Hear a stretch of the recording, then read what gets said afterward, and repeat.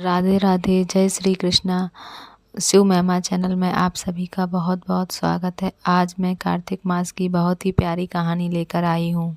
किसी गांव में एक साहूकार था और उनका एक बेटा था।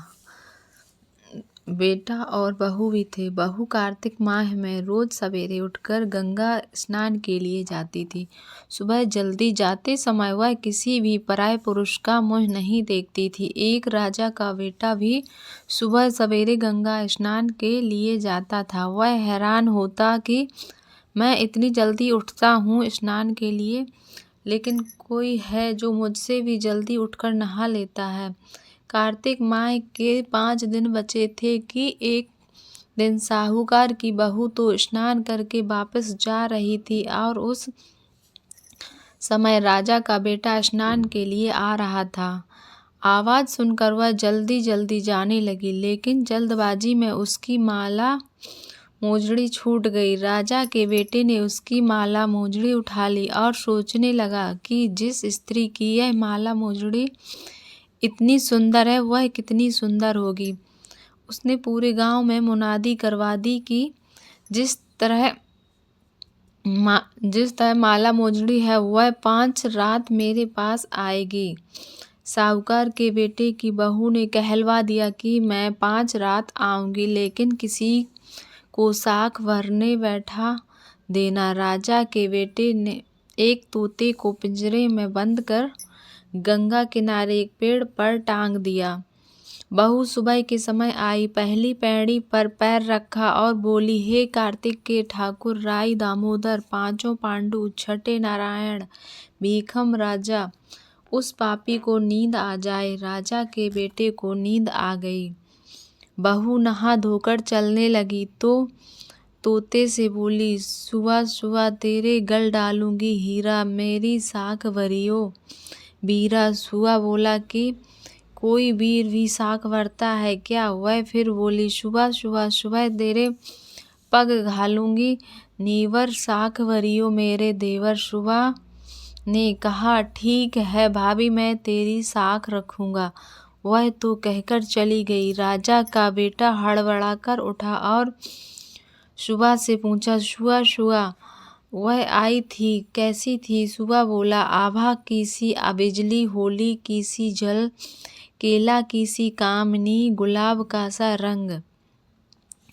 अगले दिन राजा के बेटे ने सोचा कि आज मैं अपनी अंगुली में चीरा लगाऊंगा, इससे मुझे नींद नहीं आएगी। अगले दिन राजकुमार अंगुली चीरकर लेट गया। वह आई और भगवान से उसी तरह प्रार्थना करने लगी कि राजकुमार को फिर नींद आ गई। वह स्नान करके फिर वापस चली गई। सुबह राजकुमार ने तोते से पूछा तो उसने वही सारी दोहरा दी। अब राजकुमार बोला कि आज मैं रात में आँखों में मिर्ची डालकर बैठूंगा। रात में वह मिर्ची डालकर बैठ गया। बहू फिर आई और प्रार्थना की, जिससे उसे फिर नींद आ गई।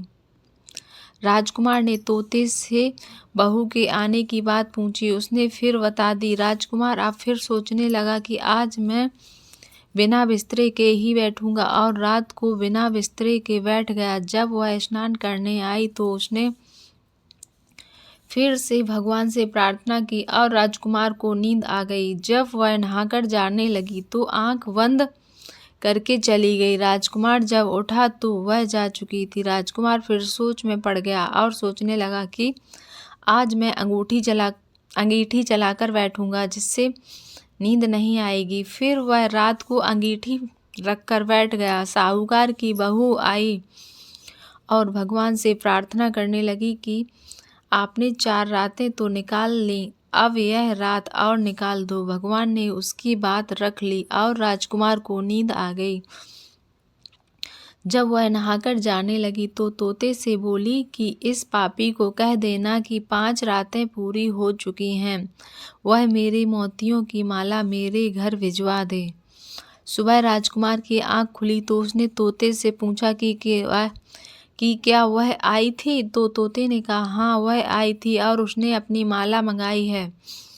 यह सुन राजकुमार सोचने लगा कि वह तो सच्ची थी, तभी तो भगवान ने भी उसका सत रखा। कुछ समय के बाद राजकुमार को कोढ़ हो गया। राजा ने ब्राह्मण को बुलवाकर पूछा कि मेरे बेटे का शरीर क्यों जल रहा है। ब्राह्मण ने विस्तार से सारी बात राजा को बताई कि इसने क्या किया था। ब्राह्मण ने कहा, इसने पतिव्रता स्त्री पर बुरी नज़र डाली, इसलिए यह इस रोग से पीड़ित हुआ है। राजा ने इसके ठीक होने का उपाय पूछा तो ब्राह्मण ने कहा, यह उस साहूकार की बहू को धर्म की बहन बनाए और रोज उसके नहाए हुए जल से यह स्नान करे, तब यह ठीक हो सकता है। राजा साहूकार की बहू की माला लेकर साहूकार के घर गया और बोला कि यह माला आपकी पुत्र वधू की है, इसे लें और आपकी बहू के नहाए हुए जल से मेरे बेटे को नहला दें। साहूकार बोला कि वह तो किसी पराये पुरुष का मुँह तक नहीं देखती, आप उसे इस नाली पर बिठा दीजिए। जब वह ऊपर नहाएगी तब नीचे से नाली के पानी से आपका पुत्र नहा लेगा।